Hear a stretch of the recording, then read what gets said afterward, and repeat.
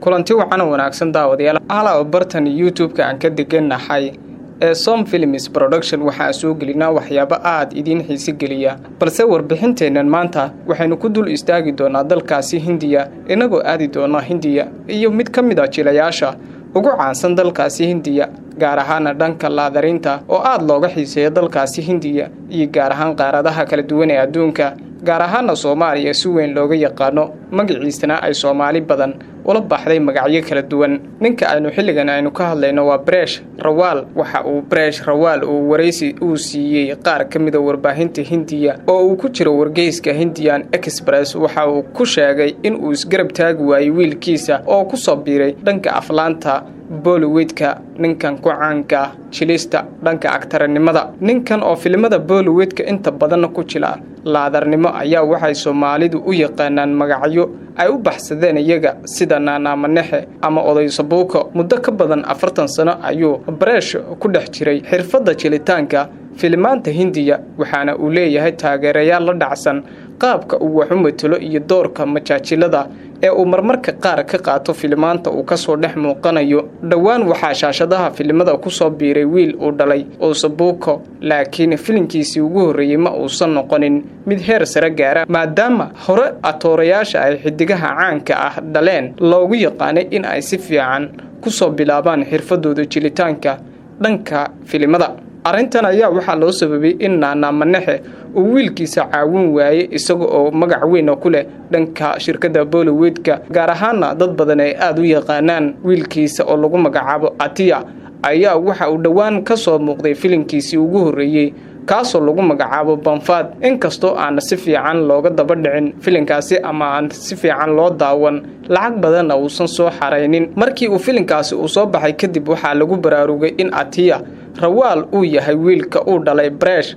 oo inta badan daawadayaasha filimantuna ay hore uusan u ogeenin in uu isaga wiilkaasi uu dhalay Paresh wareysiga uu bixiyay ayaa waxa uu ku sharaxay sababta ay taasi ku dhacday ima suurto gelin in aan soo shaac bixiyo wiilkayga sababtoo ah lacagtaasi uma haynin in wiilkayga lacaan bixiyo waxay u baahnayd hawl badan ayuu yiri Nana Manexe oo inta badan ay Soomaalidu magacaas u taqaano hase yeeshee waxa uu sheegay in uu aad ugu faraxsan yahay sida uu wiilkiisa kaligiis talaabada horumar kale u qaaday iyadoo aysan jirin cid taageero la galab istaagtay tan iyo markii uu ku soo biiray dhanka Bollywoodka soo wax fiican ma aha inuu isaga dadaalkiisa ku soo shacbaxo dadku waxa ay ka heleen sida uu u jilay filimkiisa Banfad haddana waxa uu ka shaqeynayaa jilitaanka filimka lagu magacaabo Hansal Mehta waxaana uu la shaqeynayaa nin sidiisa oo kale filimada u soo saara inta uusan Atiya noqonin jila waxa uu ahaa qoraa iyo filim soo saare sida uu sheegay aabihiis dad badan ayaa waxa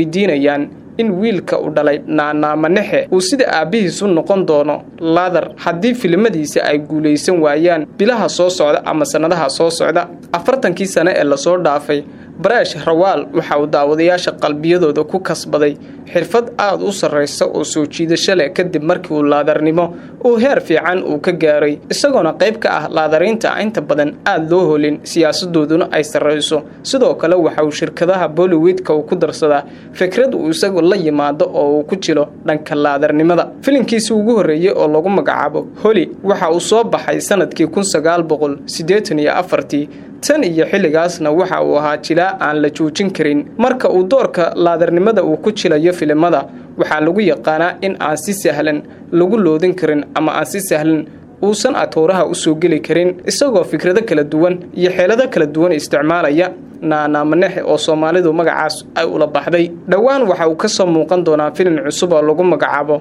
Toofaan kaasoo uu door weyn uu ku leeyahay Nana Manexe filimadiisa ugu caansan ee ay Soomaalidu si weyn ugu xasuustaan waxa kamid ah filimka lagu magacaabo Aan Khan oo ay kula jiraan Akshay Kumar Mr. Bond iyo Gaurav filimkaasi waxa ay ku jilayaan inay yihiin 3 indhoola oo saaxiibo wada ah kuwaasi oo dhacaya bangi saddexdoodaba waxa si qiyaana u adeegsanaya ninka lagu magacaabo Cali Dheere sidoo kale filim kamid ah kuwiisa ugu shactarada badan waxa uu la soo dhigay Sunil Shetty iyo Akshay Kumar waana filimkii Hera bartamihii bishii May ee sanadkan ayaa marqura waxa la shaaciyay war been abuur ah oo ku saabsan in jilaaga Paresh Rawal uu geeriyooday kadib markii xilligaasi maalmo ka hor laga helay cudurka dilaaga ah ee coronavirus oo dunida si weyn u gilgilay laakiin durbadii waxa uu warkaasi ku beeniyey bartiisa Twitterka isagoo ku sheegay in si qaldan wax loo fahmay loona maleeyay in isaga oo hurda uu geeriyooday ninkan ayaa Soomaalidu si weyn ula dhacda marka uu filimada uu jilayo waxaana la sheegay in dhawaan uu soo wado filimaan kala duwan